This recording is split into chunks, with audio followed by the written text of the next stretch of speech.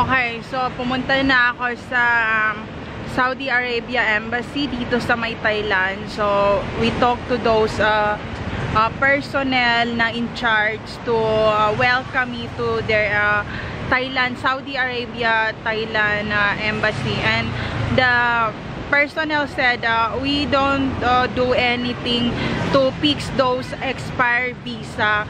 All you have to do is go back to Philippines and just collaboration with the Philippine embassy and some of those also in Philippine Saudi Arabia embassy, and talk about what happened to the documents. And that's the personnel said to me. So I think about go back to Philippines now. So I pack my things and I need to buy ticket to go back to Philippines and listen to those people because they are now in charge in the office. So the Thailand people who in charge in Saudi Arabia embassy here in Thailand said that if you are a Thailand passport, we do something to renew your visa, but because your passport is Philippine passport, we cannot do something to complain about what you have and what happened to you on what happened to your family right now. So that's the personnel said about it, but it's okay. He has the point. Meron naman siyang point eh. May punto siya eh. Kesa naman baka maging homeless pa ako or maubusan akong panggastos, babalik na lang ako sa Pilipinas. And I'm not homeless in Philippines.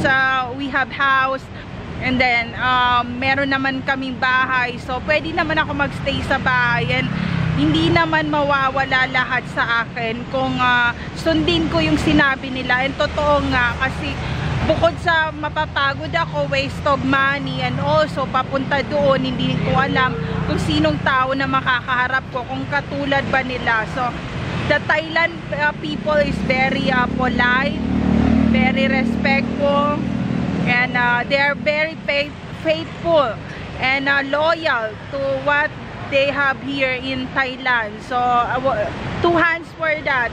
Thailand people, you're very loyal and straight to the point. So ganun yung gusto ko eh. Ayoko talaga. I don't like the man always lying to my face.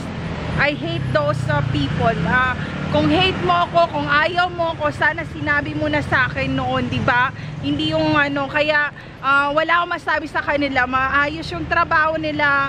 May point sila doon, baka sampa ako mapunta na institusyon or baka maging homeless pa ako, mas maganda umuwi na lang akong Pilipinas. So yun ang gagawin ko. So ayun, there's no safe place to all targeted individual out there. Take care always everyone. Mabuhay tayong lahat. So ayun lang, please don't forget to subscribe into my YouTube channel. So ayun lang.